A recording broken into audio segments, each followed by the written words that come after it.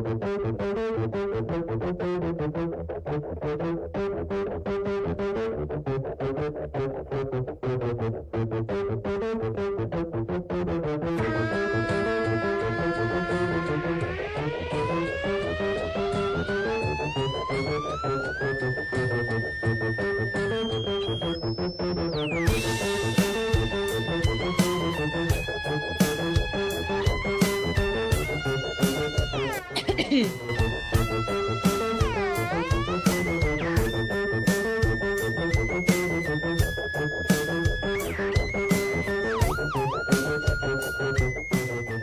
a little sample of what you this exciting flute playing that you've been doing. So I would love to just hear from you. Well, how's your day going? Where are you tuning in from? And how did you get started playing with this sort of flute sound?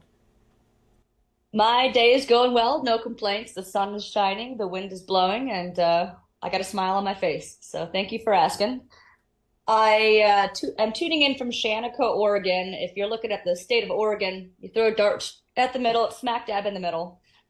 Small town of 25 people. So Shaniko, Oregon, come see us.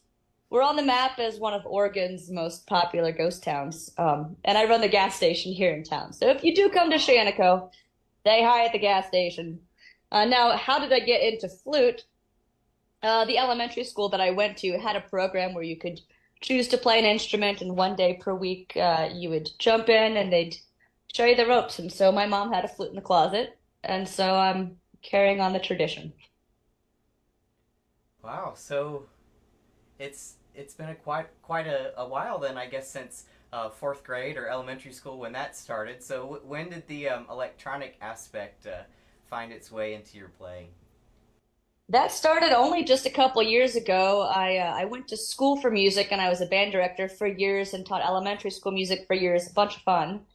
But I was very still much on the page, playing classical music, playing in orchestras and that sort of thing. And my brother got me a looper pedal for Christmas about 4 years ago.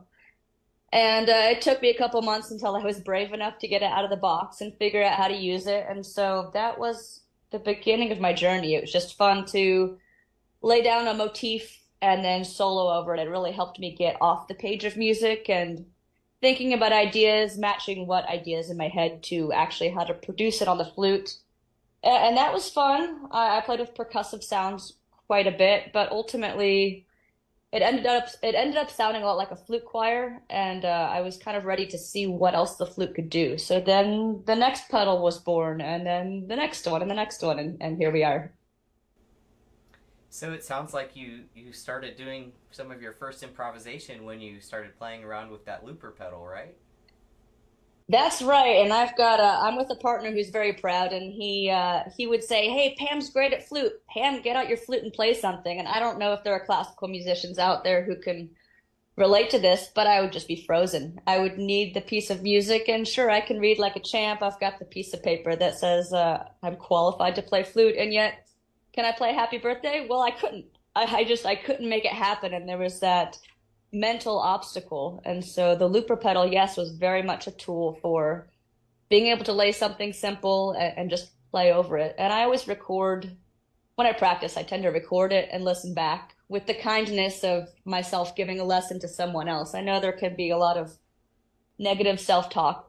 You're very judgmental on yourself. So I encourage everybody to record what they're doing. You might catch a cool snippet that you didn't quite realize when you were playing it. And it's magical moments like that that you can really build on. Mm. I've been chatting to a few people last week about the idea of making a practice journal and journaling our practice. And a couple of people mentioned, well, you can do a video journal. And I think that's such a beautiful, easy way to capture some of those unique moments that maybe you didn't intend. Maybe you didn't have an intention and something just came out and you listen back and it's like, oh, well, that was kind of cool. Maybe I should do that again. So if you have the recording, you can at least write it down or listen to it until it gets into your ear. Vic, it's really funny that you said that because that was me who commented. Well, Yeah, you weren't the I'm all only about it. one. You weren't the only Good, one. good. So I'm glad that you're contributing and saying how great it is to catch those little moments. It sounds like you've been doing it for at least 4 years, right?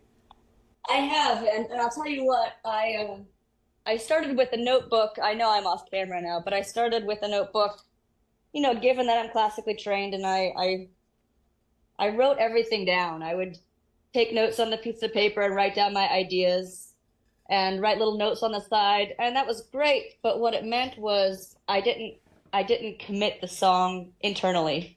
And so I still use this, but I did move from this to video recordings because it makes me have to listen to it and hear it and think about how to reproduce it. So it's just another little step for training myself to get off the page of music. And it still is really important to read music. I just wanted to get to the other realm of playing by ear, and that was a tool for me.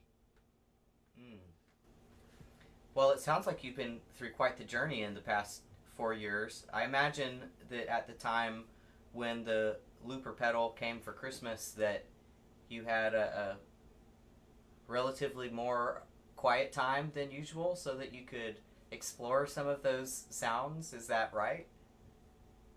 There's always something going on, and I just think you have to make time for music. And for me, it's a bit of a meditation.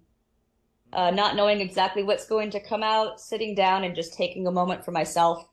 And I love the flute as sort of a meditative tool because you have to breathe to produce the tone. And so sitting down and taking time just for myself to tune in, not really to practice or to accomplish something. Sometimes those are the best sessions. So I don't know if I had more time then or more time now, but it's the journey continues and who knows what will happen next. Well, I'm curious, what was the first pedal that you added to your, I guess, pedal board, you could say, other than the loop? Yeah, the first pedal that I added was the this guy, the Digitech Whammy. And it was a cool pedal because I think about all the orchestration classes I took in college. And again, I mentioned sounding like a flute choir earlier, which there's a time and a place for that. But this gave me the ability to play an octave down or to play an octave up. And so this way I'm kind of creating lines that really don't interfere with each other quite so much since they're not in the same range. And then I get to play with this more, and you could do some cool digital stuff where you glissando up and glissando down, and certainly there are other ways to do that. But the Digitech Whammy is one of my favorite pedals, very versatile. So I'm curious, how big is the collection now? How big is the collection? I just got a couple new toys, I'll tell you what. Do show And, us, show and tell. and this We is kind love of a just a good little, bass too. well, yeah, my husband plays the bass, and so it's fun to get together and play. So I've got the wah pedal is probably the next guy that I added, the Crybaby wah, which is fun to make things a little more funky and kind of boost your signal. And then a friend of mine lent me a pedal for distortion, and that's the one that I'm really kind of in love with right now because it gives you that electric guitar feel, if that's what you're going for. And I grew up in the 90s, so I listened to a lot of grunge, and so I use the Jekyll and Hyde pedal. I like a whole bunch. You can change the knobs and kind of make it sound like a trombone if you wanted to do that, or you can make it sound like a metal guitar. And so I pair this with that Digitech Whammy so I can play down an octave or two octaves and kind of get those lines. And I've got a reverb thing. I just grabbed a chorus pedal, so the idea is that I can play. There's a lot that the flute can't, or I haven't figured out how to make the flute do yet. And if you've got an opening to a song that's kind of a guitar playing chords, I can't play chords on the flute, but if I hit the chorus pedal, it kind of gives a little more beef to if I'm playing something rhythmic like that. And my newest and my favorite toy so far is the this Boss 600. And it it's intimidating. It took a lot of YouTube videos to figure out what everything does. But this is an upgrade from my original looper pedal. I decided to get a big girl pedal finally. And the benefit of this is I've got six different tracks that I can record on. So I've got more ability to do, say, a verse and then switch to the chorus or back to the verse, or I can undo a loop, which is a little bit different than the original stomp box that I got. Um, which I mean, I would still recommend starting with something like this single stomp box. It just records one track and then you click to record and it records over it. I just was a little bit limited because, you have to have a repeating chord progression because you won't be able to change after you loop. And you have to get a little bit creative with it. So I don't know, maybe that's 7 or 8 pedals and I kind of switch them out depending on what project I'm working on. Hmm. I could talk all day about this, but that kind of gives you a little bit of an idea. Well, it gives me a little bit of an idea, and it's also reminding me of how much I have to learn in this genre. Um, I'm also reminded of just my few experiences playing with the looper pedal with my friend Cabe Lindsay. We've recorded a couple of albums together for the Cosmic Butterflies band, and learning to use pedals requires learning muscle memory just like playing the flute. So the precise amount of m- muscular force you have to send to your toe to get the pedal to go down at the right time to capture the track, that's all stuff that takes some time to learn, right?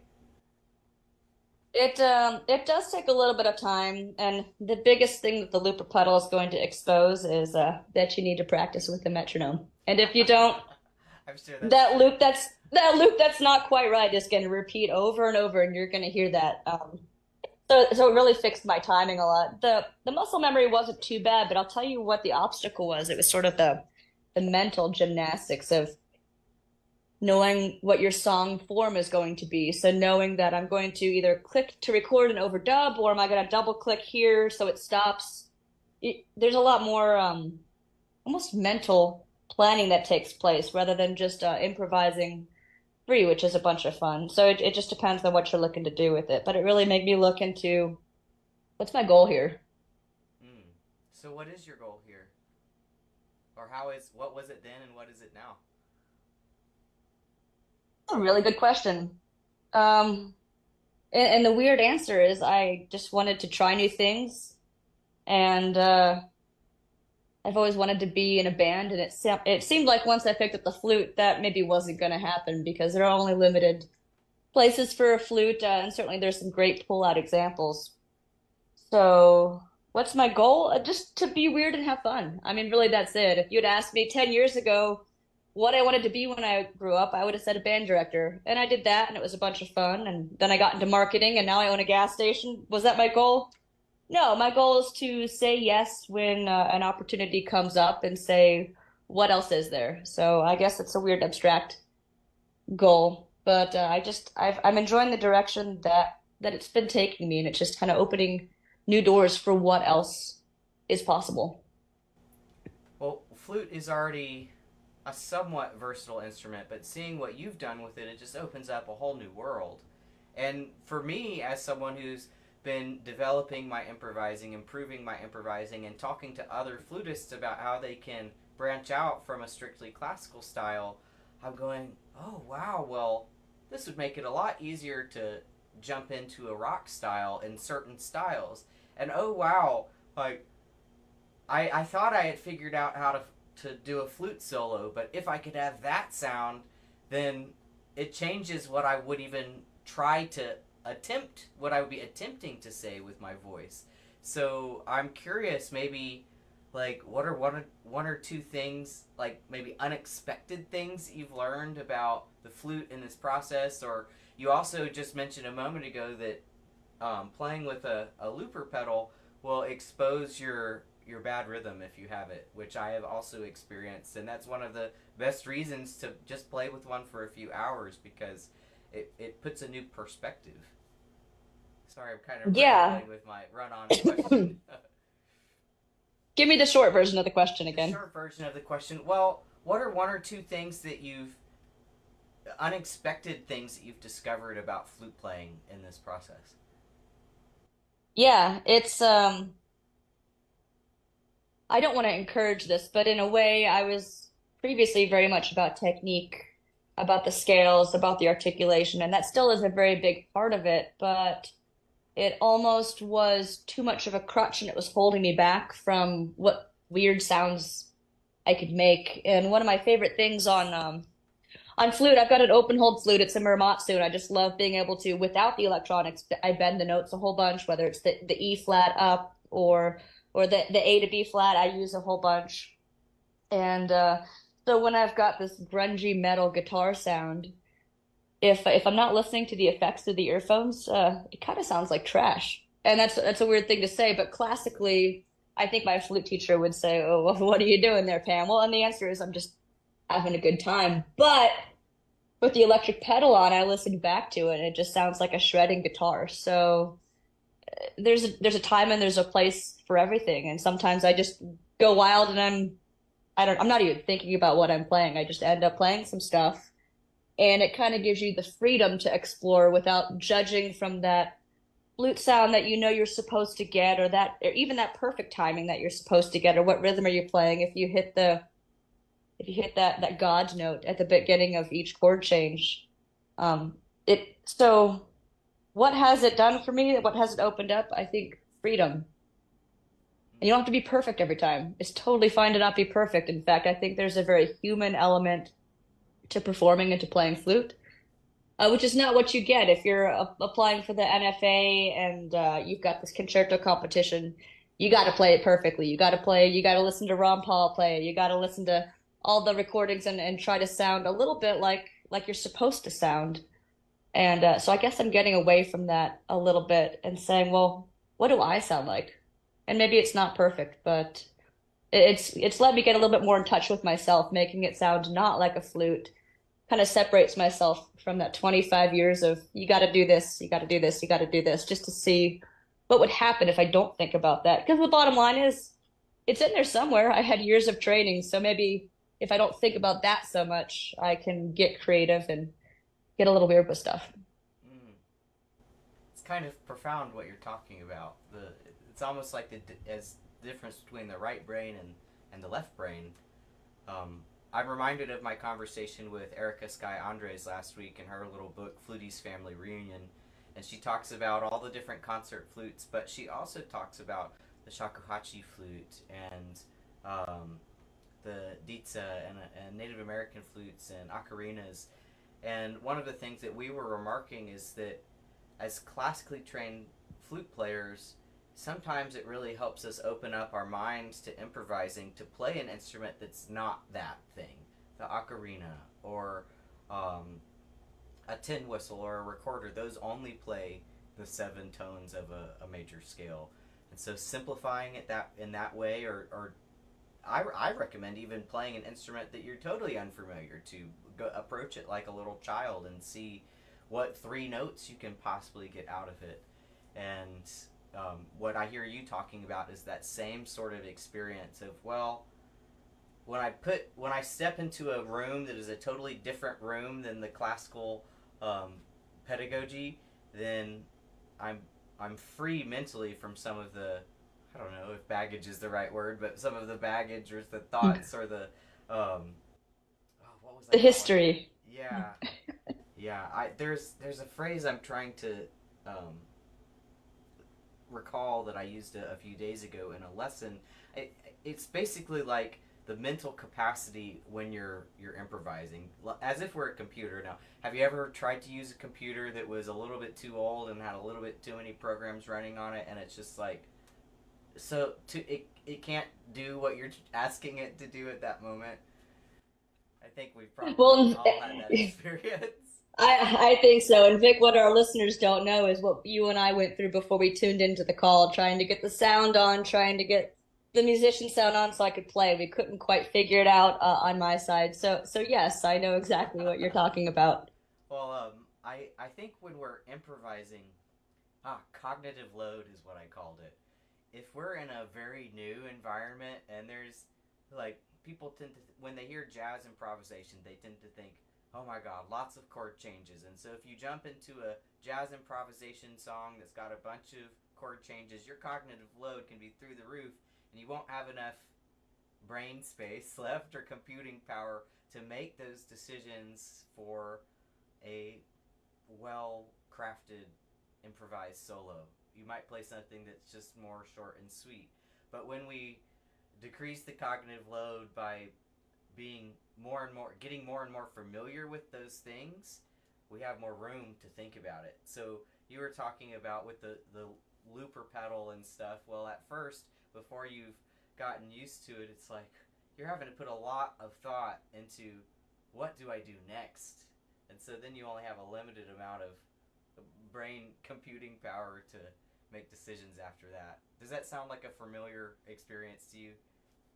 It does, and I wanna add on that for me there's such a thing as paralysis by analysis, Sure. and I would think so much, and I was sitting thinking, writing for a half hour, and I went to play, and I thought I don't even know where to start.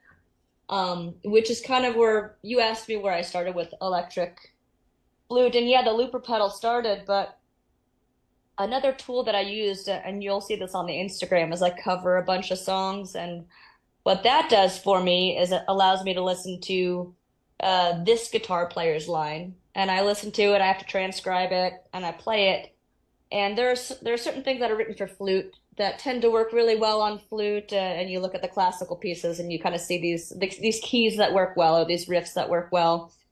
But exploring what guitar players do and what bass players do, it just expanded my vocabulary of things that I could pull from by listening to this classic rock, listening to this grunge, listening to pop that I wouldn't have otherwise thought about. You know, I was very arpeggiated in my playing before. I was very much thinking a lot about the chord changes, and it was kind of limiting. I mean, if you think about a chord, I mean, maybe there are four notes that would probably sound just fine, and if you're wrong, you're probably just a half step off. So to get away from the overthinking, I would even just put on the radio and I would Mm-hmm. play with it. I would find just one motif that I could repeat, and then kind of very make a variation on even before I got the looping pedal. And yeah, so opening your mind, looking at other genres of music, even if a flute isn't supposed to be there, doesn't mean it's not supposed to be there. It just means it hasn't been there yet.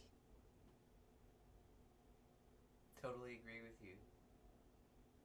Also, Do great you- advice playing. Just turn on the radio and play along with it. And even if you can only find two or three notes that you feel like sound good, roll with it. See what you can make out of that, because that is a realistic scenario when you're improvising. Every once in a while, you'll find yourself in a situation where you may not be able to discover all of the notes in the key, and so you either fake it or you sit that one out. It's okay to sit some out too. Yeah, there's something to be said for space.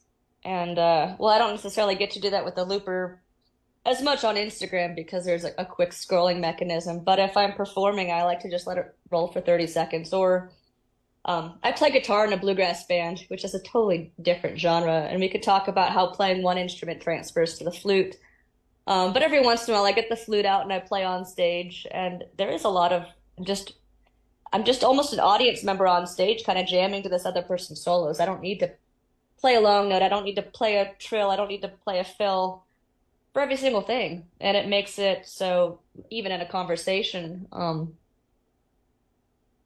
I'm making my point here, even some silence leaves people on the edge of their seat and really listen to what you have to say. So yeah, sit something out or even just play something rhythmic. That's a big thing I do a lot, like the chicka chicka chicka chicka chicka chicka chicka chicka chicka chicka chicka chicka chicka is probably my favorite rhythm. Just a little syncopation can go a long way. Yeah, check out Pam's feed for some cool extended techniques, rhythmic flute playing. Um, oh gosh, I had another question percolating, but I might have lost it. Well, as it's coming to you, I did make a point and I wanted to circle back because we had touched on kind of getting out of the normal realm of flute and approaching something from a childlike perspective, which is great because you have, from a child's perspective, and I used to teach elementary school, there's just pure curiosity.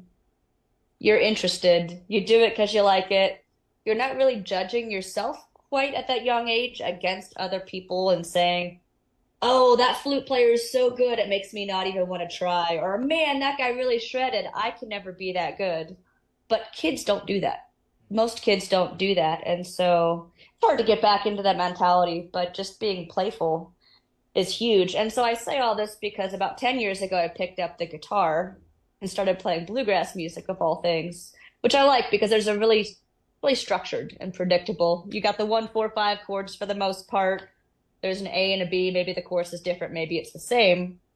And so it helped me approach improvising on an instrument that I didn't have quite a stigma of. I've been playing the flute for however many years I've been playing. I should be better at this, that negative talk. So the new instrument allowed me to be okay with not being good because you have to be bad before you can be good. If you don't allow yourself to explore and sound bad and be okay with it, you're not gonna get better. And so the guitar, I learned a solo, and it's a completely different brain function than the flute. I'm not thinking as much about the chords. It's very, I mean, there's very pattern oriented on the guitar. So I'd find things that I wouldn't think of on flute, and I'd say, "Oh, that sounds really cool. Maybe I could transfer that to flute."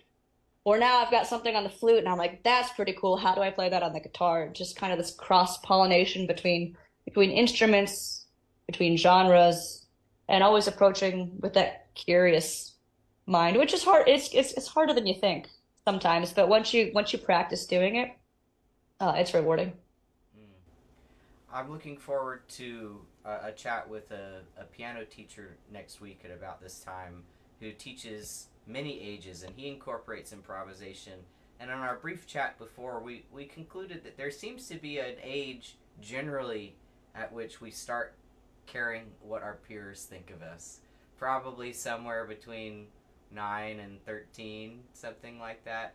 Where you articulated them a moment ago. You've heard your band students say stuff like, "Oh, she's so good I couldn't possibly play now because I'll look so bad in comparison." But it's a cognitive developmental thing that happens at some point, and it's very hard to undo it and get back into that childlike state of flow. But that's why I use the word flow, because it's like a meditation. I remember my other It is. question that was percolating. It was really pretty basic. I'm curious, what was your first microphone, and is it still the one you use now? My first flute microphone, yes, is still the one I use now. I've got a couple different ones that I use when I sing and play bluegrass, but that's not what we're talking about right now. I chose Google helped me choose this. I gotta be honest with you. And Which institute? this is a taped up. I've had it for 5 years. It still works. I think it's great. It's the K and K. That's K ampersand K sounds. Silver Bullet. And the reason that I chose this is because it has a preamp inside it. And I don't know that you need a preamp for the looper, but you do need a preamp when you start going through pedals. If you don't, the signal that comes to the amp is going to be really quiet. So I decided rather than worrying about how to get a preamp pedal, I just decided to get it built in on the flute. And this just clips on my head joint. And I like that a lot because I like to move a lot when I play. Mm. And if I move with a fixed microphone, the sound fades. Which if I use it the right way, sure. If I want to play a high note quietly, I don't have to do the technique. I can pull back from the microphone. But that said, I like to be able to move in the way that I feel, not in a planned way. So I do like the clip-on mic. I like that it has the preamp, and the K and K Silver Bullet has been tried and true for me. Well, I think I probably need one. I think you do too. I think it's even if you're just playing regular old flute, it through an amp. At Christmas time, I put the amp in the window and I just play Christmas tunes out the window, straight from my flute to the amp, and I just fill the air with music, and so the microphone's a good way to do that. Oh, well, Annie was telling me last night about a pickup truck with two pianos in it for Christmas time, and I thought that sounds fun. She was talking about it just rolling up to the grocery store parking lots and stuff. And we were just generally talking about ways and environments to listen to music that aren't just sitting in a chair in a concert hall. So I'm all about more of that. Yeah, I'm really glad you brought that up because when I started playing bluegrass in bars, I'm so trained to playing in concert halls where everybody is really paying attention and they're all quiet. And it took a little mental shift when I was playing at a noisy bar or a place where people were getting drinks and not everybody's paying attention. And so it's okay to have, background noise. And that doesn't mean people aren't enjoying it. And I mean, geez, even a couple years, I used to live in Oakland and I went outside the liquor store and I just played Christmas tunes. And like you think, oh, nobody's paying attention or I'm bothering people, but you're not, So just play music to make yourself happy or spread the spirit. People don't have to sit in a chair and watch you up on stage for it to make a difference. Hmm. Yeah, I like music that has the intention of getting people moving, which I guess bluegrass music falls into that category. And Very much. yeah, I've just been reflecting on that a little bit this week. Well, I think the topic of choosing microphones and using microphones is a relatively novel one for the flute world in general. I know in my own music education, formal music education, I never used a microphone during my college for my flute. I took a jazz singers class and performed a concert there and learned then about I learned that a microphone is like its own instrument. And then playing some events with the Cosmic Butterflies, I learned okay, well, they can set up the microphone to where you can control your volume according to how close you are to it. And so I learned to almost kiss the mic for the low notes. And if I'm going to be up in the third register, I can take a foot or two step back and they'll still be able to hear me great. But it takes practice with that feedback to know even how to do that, just like playing the flute in general. I wish I had had more education about that in college. Yeah, well, I guess they try to keep it to 4 years. I feel the same way. There's so much that I didn't learn, but I'd still be in college if I was learning all the things. But since you brought that up, I use when I'm on stage, I use in-ear monitors. I can't remember. I know there are Shure in-ear monitors, and you just put them in, and that way you can hear exactly what's coming through the microphone, so you can hear in real time whether you're too close or too far away. And it's really good for pitch too. It's like you're inside your own head, deeper than you've ever been, but in a really good way. You're very lucid when you have them in, but it also gives you that immediate feedback. So you can be in the moment more than wondering, am I too close or is this note coming across or is it clear? You get that immediate feedback. So I really like that a lot. And especially for the looper pedals, if I've got stuff coming through the amp, there's a good chance that if my microphone picks it up, it's going to feed back. But it has to be loud enough so I can hear the loop and play with it. I mean, and headphones work just fine too. I've got a pair of Shure headphones, but for on stage, it's wireless. I like the Shure in-ear monitors too. Mm. Well, I would love for you to share with us the list of your setup sometime, and maybe sometime in the future we could bring you on for a special like here's how to set it up from A to Z. Or I don't. Hopefully, there's not Z steps, but there might be.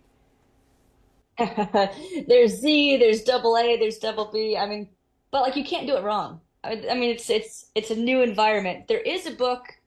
I haven't read it yet, but if you've not heard of Melissa Keeling, you need to check her out. She's been a bit of a mentor and just a super inspiration, and she's got a book about how to set up everything for electrical flute, and she's got it all laid out with pictures and everything. I think that's probably a great resource to check out. Hmm. I have not. I don't own it yet. It's on my list of things to buy, and you're not the first to mention it. We actually have at least one of our students in the Flutarians group here, so thanks for reminding us about that. Because I hope to maybe even bring her on at some point. That would be fun. Yeah, she's very cool. Well, any other thoughts or stories that are coming to mind? I'm curious to hear a little bit about like what kind of performing are you doing, if any, right now. Right now it's mostly bluegrass, and then I mean, I just make these little Instagram and TikTok videos for myself, and it's almost like a way to record progress. I can go back in my own Instagram and see what I was doing a year ago, and you'll see. I had a music stand in front of me, and I did this like Billie Jean meets Furley's matchup, and that was like my very first loop, and I love to keep it on there because it reminds me where I started if I'm ever being hard on myself. Where am I performing though? So that one video that you shared at the beginning got a bunch of traction somehow, and I've gotten people reaching out asking if I want to play on tracks, if I want to play on stage, and I don't know if this is to be announced yet. I got approached by a casting producer for America's Got Talent, who's encouraging me to put in an audition, so it's not accepted yet.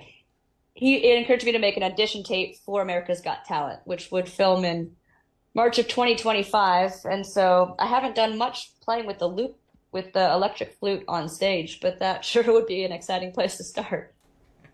It sure would be. Well, you've got all the skills to make a solo show. Clearly. Well, thank you. I do have a couple other thoughts, and I'll just interrupt me if something piques your interest or you want me to elaborate. But since the group is all about improvisation, I know I'm doing that through electric flute, and there are plenty of other vehicles. Let me share some inspirations that have worked for me, and I know everybody has a different learning style, and I really. Okay, I can hear your voice now.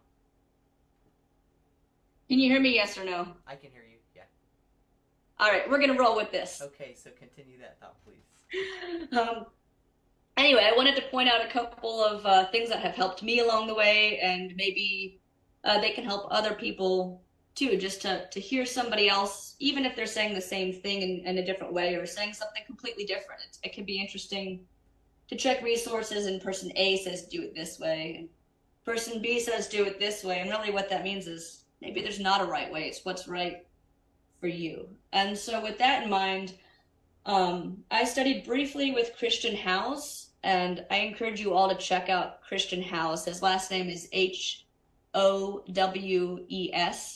and he's a classically trained violin who's teaching fiddle and improv fiddle, and really the fiddle's not so different than the flute. And he has all these free YouTube videos. If you Google Christian House play along, he's really encouraging, and he'll go through a regimen where he plays two notes and you play them back with this drum beat. Ba-da, ba-dum. Okay, your turn. Ba-da, ba-dum. Did you get it? Try it again. Ba-da, or ba-da, ba-da, ba, ba-da. And it gets progressively harder.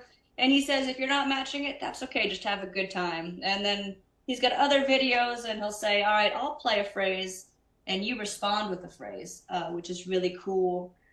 Something else from Christian that was really helpful for me is kind of as classically trained, I do really well with parameters, which ultimately the goal is to break out of them. But okay, I'm gonna improvise. I don't know, for 30 seconds or so. I'm gonna set the metronome really slow, and I'm gonna play eighth notes without stopping. I don't care what key. I don't care if it sounds good, bad, what the tone is. I'm gonna explore it. It even might sound like 12 tone. I'll be playing, and I try to play a note that gets ignored. Maybe I'll play it add in a C sharp, or I don't, play the A flat enough, just to get your brain thinking of the different notes that are available to you. And that's a really cool exercise. It challenges you to keep going with this eighth note. Or, and you can tell I really like Christian a lot, and I'm going to give a couple of his secrets away. Something else could be to play a mood. So again, there's no good or bad or wrong. I can play something that I think sounds angry, which is I think one of the easiest emotions to play in. And maybe I'm growling and playing a bunch of fast notes. Maybe it doesn't sound good, but it's communicating anger. Or maybe it's not, but that's if I'm feeling anger and I'm playing, then that's how it feels to me. Or rather than playing confused, which is kind of a fun one. And maybe there's like da da da da da da, just a lot of space. So playing with those emotions is good. So check out Christian House. He's a really good one. And then for electric flute, going back, if you don't know Anne Fung, she plays with a really cool band called Twisted Pine. And she plays electric flute on stage with this foursome. So check her out. Her Instagram's really cool. And you can also flip back in her Instagram to see where she came from. She started playing some Jethro Tull stuff. And then she started playing with pedals, and now I've seen her live, she's phenomenal. So Anne Fung, A-N-H, last name Phung, she's great too. Cool. I just added a station of Twisted Pine to my Pandora account a few days ago. Look forward to sharing that link with the group, and I'll find Mr. Howe's violinist playlists to share those with the group as well, because that sounds exactly in line with the sort of skills that I've been trying to help people develop in my little group improv games, group improv classes. I really try and keep it to things that could be described as games, because I know that I learn better when I'm having fun, and I think everybody else does too. Yeah, yeah, I like it. And I know at the beginning I was scared to play too many notes and I was focusing on the one or two notes, but then it was hard to get away from there. So sometimes I'll make up a challenge for myself. I'll say timing doesn't matter, the metronome doesn't matter, the notes don't matter, but just what happens if I play like down, up, down. You just get weird for a second and allow yourself to throw all technique out the window and play fast notes to see what happens because I think um, it's a great tool playing one or two notes, but getting past that, it's almost like turning up the music way too loud and turning it back. Or if you're getting checked for glasses, go way out of focus and come back. So if you're well, a couple notes certainly can be effective. If you're trying to get more notes in your improv, just play a bunch of notes, and you did it. And so whether it sounds good or not, it doesn't matter. There is no wrong, but you did it. So good job for trying. And then you can kind of mix that in. And the more you do these improv exercises, even if you have a rule for yourself, you maybe break the rule and you feel like I'm playing one or two notes, but you have this idea, and then you throw in, I know, a big down up. Or maybe you can play with just jumps. You have to play all intervals. Maybe it's just half steps. You're not playing any notes that are close to each other. Just helps you think a little bit more out of the box, little by little. Yeah, what I hear you talking about is almost like improving your improv vocabulary, because there's certain things that are easy for us to do because we've practiced them a lot. For example, major arpeggios, major scales and arpeggios. On the other hand, things that we may have not practiced as much, like practicing your sixth and seventh intervals and jumps, those can make some really colorful or flavorful choices when we're improvising. But since it's a little bit more uncommon in music than your scales and arpeggios, you're gonna have to dedicate a little brain power, practice time to that individually. It's like today we're going to read this page of the Flute dictionary. We're gonna set it to this tempo maybe, or set it to this. I like to use the tempura drone backing track anytime I'm practicing something. Put it on the tonic or the fifth. Yeah, to keep my ear checking intonation all the time. Yeah, I do find that when I improvise, if I'm improvising alone and I make those parameters, great. If I'm just noodling, it feels like noodling. Like I don't really know what I'm playing with or what I'm listening for. So I do like to, again, put the radio on in the back just to give a goal of trying to respond to musicians. Because ultimately, some of us might be wanting to play solo, but if you're looking to improvise with other musicians, it's good to practice responding to chord changes, even if you don't know what they are. And you can write them out if it makes you feel safe. But I'll tell you what, I've got a couple. I almost always play like the E flat, the high E flat to E bend, and I do like the A to B flat. That's like a Pam style thing. I just love it. And it almost doesn't matter what key I'm in because sometimes the most interesting things you can play are not in those seven, eight notes of the scale. And so I'll play that and then I'll settle on a chord tone. But it doesn't, try not to get too tied up with what key or what scale, at least to start with, so that way you don't have to be uncomfortable or feel like you have to fit in the box. There's nothing's wrong with what you're doing. And I want to plug one more person. Matt Eckel is a really talented flute player, and I studied with him quite a bit. He played in the David Grisman quintet, great flute player, and he taught me a lot, even mentally, of yeah, you play something and it's like you're on a race car. If a race car driver's going around the track and he crashes, he's done. Can't win the race. He might even have an injury. But a flute player could go off the rails and go crazy. And if you flip your car, guess what? On the next beat, you get a fresh life. It's like a video game. So as you're playing, whether it's live or improvised, if something goes wrong, start a new moment. Start your new life. If you're playing a video game, just start that level over. It's so easy to get caught, and that didn't sound right. That didn't sound good. But just breathe out your eyelids. Just It's all fun. Breathe out your eyelids. That's a quote from a movie that I can't remember. um, I don't think I've heard that one before, but I'm loving this race car metaphor. I was just thinking of the race car metaphor earlier because you were saying something that made me think of, oh, well, we ought to drive our flutes like race cars. If you want to drive it really well, you've got to max it out sometimes in order to know what that feeling of, well, I guess crashing and burning is. But I'm also reminded of my conversation yesterday with Annie Benjamin. We were comparing improvising to, it's like jumping without a net, like the trapeze. But fortunately, in flute, unlike race cars and trapeze, there's no risk of death. At least if there is, it's infinitesimally small. It's a very small risk. So, um, risk crashing and burning every once in a while, I think, is the moral of this story. And keep that momentum going. Thanks for sharing that metaphor, and for those resources. Well, did you have any other maybe questions for me or stories you might like to share before we move on with our, I guess it's a Friday Um, afternoon. I would say, as you post this, Flutarians, if you've got questions, post them in the comments. I'd love to come back and speak directly to what you're wondering about, or answer specific questions, or if you've got questions for me, ping Vic or ping myself.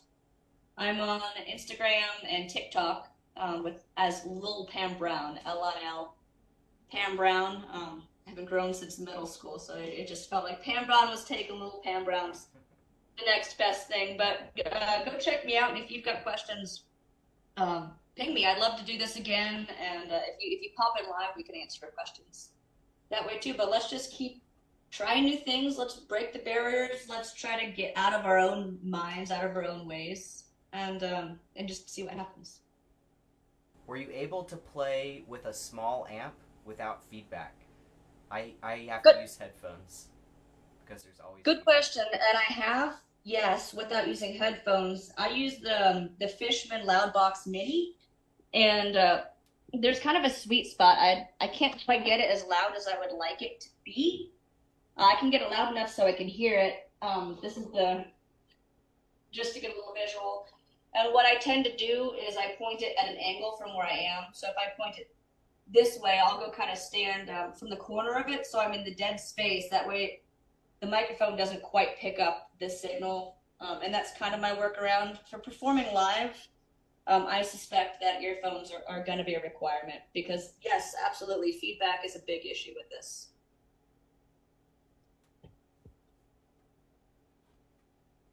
What else?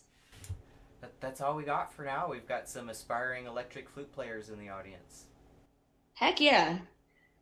Well, So, like I said, let me know. Let's do this again sometime. I sure would like it.